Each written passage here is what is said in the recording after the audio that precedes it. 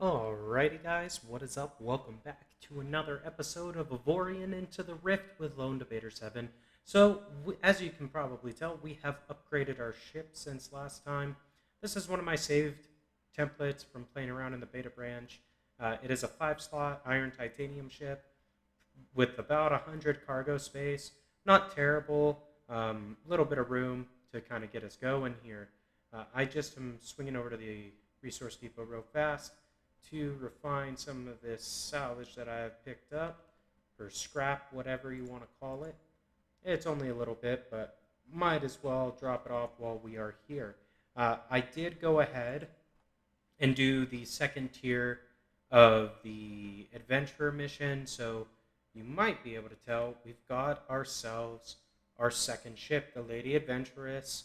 I went ahead and bought a mining captain to throw on that ship, and then I put, I want to say, 8 total iron purifying mining lasers on there. So it is going to fly around. It's going to go gather up a bunch of iron in this sector. I've just put it to autopilot mine. So it should go through and collect all the harvestable asteroids in this sector. So we should see a slow trickle of resources coming through, which is good. We're down to 900 credits, so not a whole lot of cash left over, but not the end of the world. I am just going to hop down here so we can take the warp gate and kind of go through. As far as getting this set up is concerned, if you have a second ship, you basically go in, you hit orders, then you tell it to mine the sector, and this will set this guy to start mining the sector for you. Eventually, I plan on trying to upgrade that with an R mining ship, just because they gather a lot more resources, and it's a little bit better that way. However, at this point, just having a standard purifying miner is good enough for me. We should see our iron slowly trickle up. We can go and sell that at resource depots to get more credits if we desire, or use it to build more ships, whatever. Not a big deal. So now at this point, we basically have our ship built out. I mean, we have about a slot's worth of blocks that we could add to our main ship here that we're flying around. So if we take a look at the build menu, we're on 5 slots. You can build up to 6 before we need neonite. So we have about 800 more processing power that we could stick on this before we would have to unlock the next tier building knowledge. So basically the goal now is we need to get into the neonite region of space. We need to find some titanium or better, or well, basically we need titanium level mining lasers or salvaging lasers, either or, so we can actually gather a little bit of neonite, and we can take a look at trying to unlock that building knowledge. Now, you can go about getting building knowledge a couple different ways. So once we hit the neonite region, we can always do the combat variety, which is, in effect, you go through and have to clear a pirate sector in the neonite region, and that will give you the neonite tier building knowledge when you destroy the last pirate. So we could look at trying to do that. Neonite tier ships aren't too terrible to deal with at this veteran difficulty, which is what we're playing. However, I did want to show off once we get down there the resource depot option. So that would require our mining lasers. That way we can gather neonite ore. And I forget what the actual quantity is. It's like 50 or 60. Actually, it might be a little bit more than that. It's some reasonably large number of neonite ore is required to gather or to unlock the neonite tier building knowledge from a resource depot. So we'll probably try to go for that, or we'll clear a pirate sector. I mean, this ship, I did fly around a little bit. The starting faction that we're in has a couple of neutral tier factions. So there's this faction, but there's another faction up in here as well. And all of these factions are at war with one another. So they have raided each other's sectors a few times while I've been, flying around, gathering up the resources, credits, blah, blah, blah, that we needed to build that second ship. Or not to build it, but rather to get it all geared up and with the captain and everything so we could give it the auto mine command. So we basically were able to gather a few turrets that are decent. They're strong enough that I can actually clear pirates out. I cleared a whole pirate sector out in the iron tier. So we're sitting at about 300 Omicron, which is not a lot. Don't get me wrong, that is not a lot of Omicron. But for a starting ship, it's pretty good. I also happened to get a gold tier, a combat turret system that dropped off of one of the ships from the factions while they were fighting. So I went ahead and put that in our ship. So we've got quite a bit of firepower, more or less, on this ship. We could actually install this guy right here permanently. That'd give us another 2 arm slots and a defensive slot. The reason why I haven't is I want to have that extra capacity or like energy generation for our ship that comes from not having the 300 megas or whatever the power consumption requirement is to permanently install. We don't necessarily need it right this second. Not a big deal. At some point, we will permanent install that combat system just because gold tier is pretty good. Finding the exotic tier or the red tier is not very common, especially for combat systems. So I think we probably will permanent install it. You know what? Let's just do it now. There we go. So we could, in theory, attach a couple more of these, not super amazing guns to the front of our boat because we got an extra 2 slot. So why not? Let's do that. We also got a couple defensive slots. So we'll go ahead and throw on a defensive turret as well. We are short a gunner now. That's okay. We will pick one up in the next sector that has some stations inside. That way we can have all of our weapons ready to go. This boat is actually not terrible as far as for the region of space we're flying around in. So I think we should be in a pretty good position to actually push into the Neonite region. In theory, that mining ship that we've got going, the Lady, should be gathering up a decent amount of iron for us. So I don't know. I haven't really noticed that going up in value, but that's okay. It should at some point start increasing in value. So let's go ahead and fly in right here. What is this? Oh, because we met a new faction. So this is the 3rd faction.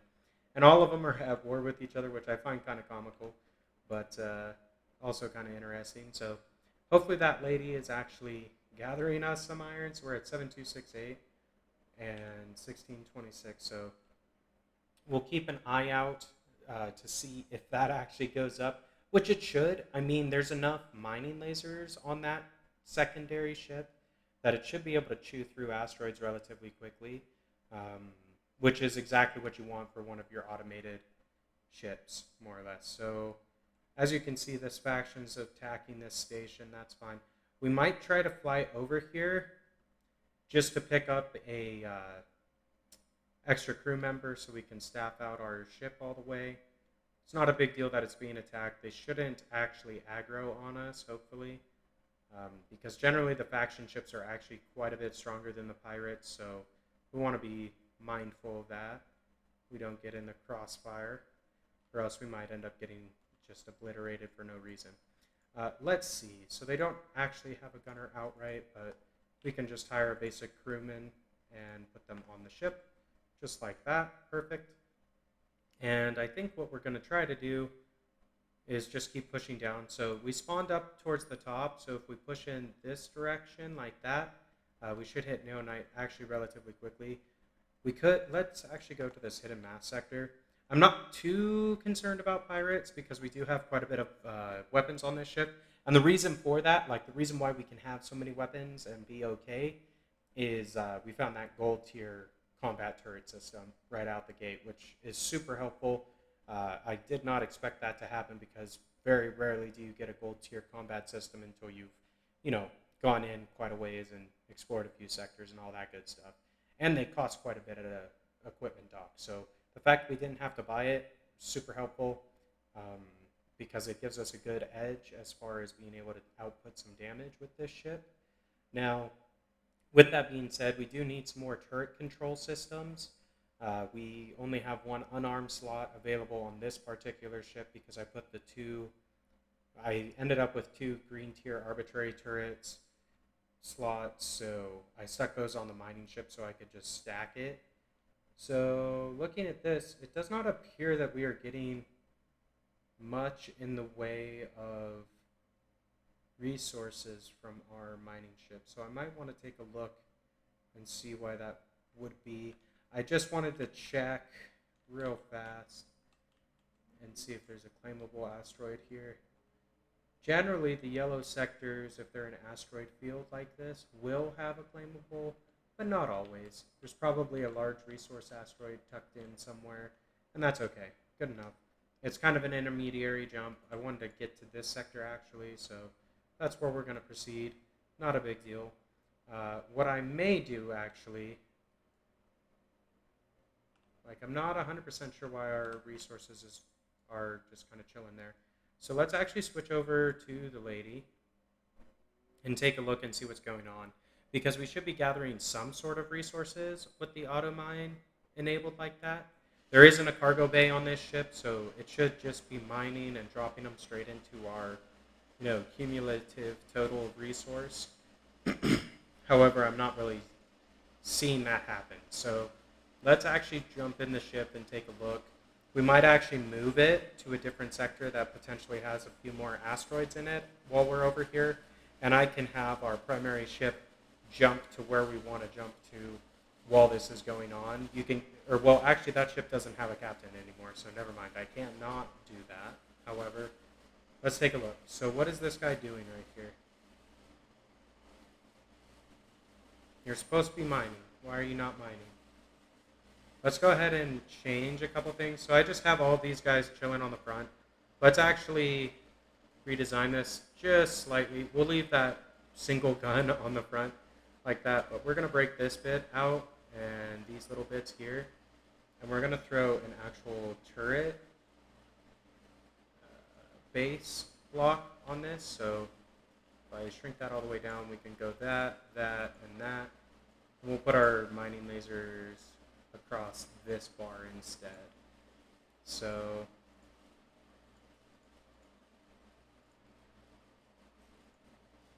we have a few more slots. One more slot that we can fill, and there we go. So we have quite a bit of mining capability. I'm wondering if this will maybe assist in it being able to mine, because sometimes the ships do not care for you having things on a weird angle. Will you mine for me? Come on.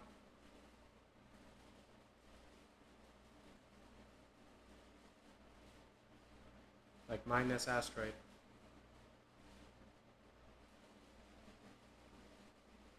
Okay.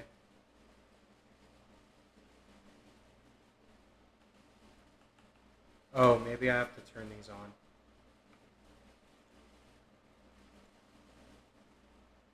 How about now? Will you do it now? There we go. Okay.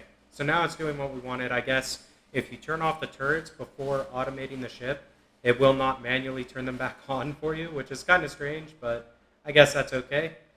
It should start flying around and actually go harvest the resources for us. I just wanted to make sure we got that taken care of before swapping back to our primary ship, because the whole point of building that was to slowly collect some iron for us and maybe a bit of titanium. I mean, there should be a few titanium asteroids scattered around in that sector, but yeah, either way, we'll kind of let that run its course. We should start seeing our iron trickle up slowly over time. So that was the primary goal for this episode, was to get that ship started and kind of show off how you get that done. So you need a captain on that ship for your second ship, and you need to have mining lasers, and that's about it. So pretty simple, straightforward process. However, it does require a decent chunk of credits, I would say, because the captains are fairly expensive, as are the systems you'll need to control the number of mining turrets you want to put on. So I ended up finding a second claimable asteroid after the first one that we gathered in the last episode. So that gave me approximately 250,000 credits, and that was enough to get that all started. So as you can see, we only have 399 credits, so we really do need to find like a resource depot or something so we can sell a bit of iron, just so we can pay our crew costs, because it does cost money to maintain the ships in your fleet. So you don't want to run out of credits to do that. If we take a look at our fleet tab, we have auto pay crews. Total salary is almost 50,000. So we don't have anywhere near that amount of money in our bank right now. So let's go ahead and see if we cannot find somewhere where we can either claim another asteroid would be preferable. That way we don't have to sell out our resources. Um, but selling out the resources works just as well. Not too big of a deal. Um, More or less, I just wanted to update you on where we're at with the Into the Rift playthrough. And we're doing decent. I mean, we've got 2 ships, so we've already doubled our fleet size. We've got an automated miner going. This is going to be a hazard zone, I'm guessing. So that means the factions are probably fighting each other in here. We might be able to pick up a couple systems or turrets or what have you if we warp in here. It depends on, what's going on specifically, but that is always going to the hazard zone. Sometimes you might think, oh man, I don't really want to go there. I'm going to get destroyed. You likely will not get destroyed. It likely means that there are 2 factions warring, or some pirates came in and got destroyed by the faction's defensive ships. So there may be some loot for you to go pick up. So generally speaking, checking out the hazard sectors is a good call, I would say. It's a good way to potentially get access to some additional systems or turrets or what have you that you otherwise wouldn't be able to afford. Let's just take a quick gander. I do not really see a claimable, which makes sense. This is a mining system, so generally all the asteroids have already been taken by the faction that owns it. We could let's try this hidden mass sector and see if we can't get lucky and find another claimable asteroid. That's really what I'm looking for, so we can get the credits we need to pay our crews when that comes out. I mean, it shouldn't hit for a little while, in theory, but it's better to have the credits ready to roll when you need them, right? Rather than not being able to pay the crew cost. So that's what we're going to do. We're going to look for a claimable asteroid. Hopefully this hidden mass sector will have one for us. And we should also be able to utilize that cell to gain some rep or reputational standing with the faction that controls the space surrounding it. So this purple faction we're in right now, we might be able to push that into a blue tier, so good standing from neutral, which will unlock more purchasability when we go to the equipment docks owned by this particular faction. It also will enable us to hire captains from the stations from this faction. Because right now we're not able to actually get another captain until we meet a faction with good standing or we build up our faction rep to good standing.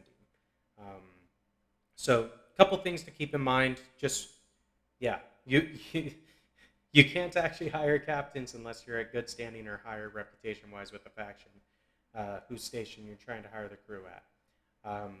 So it is worth your while to try and increase your standing with most of the factions you encounter. Now, granted, sometimes it's not worth the time to build up the reputation, and you might just want to push through to the next faction where you're going to be for a bit. But we should be nearing the Neonite region. You actually hit it quite early, or like faster than you would expect, perhaps, after leaving your starting faction if you're pushing straight towards the center. So it may be worth just waiting. Like, if we find a claimable asteroid, we're going to sell it because we need the money.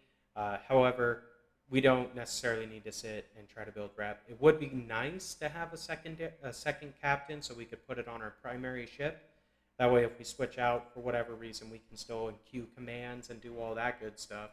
But definitely not required. So this is another asteroid / container field sector. So these are interesting if you get the hacking systems. You can go to those container fields and potentially get some decent loot out of them.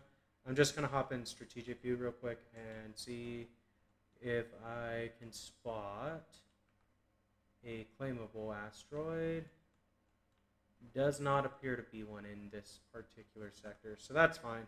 Usually the ones with the containers inside of it, they don't have the claimable asteroids because you've got all these container fields.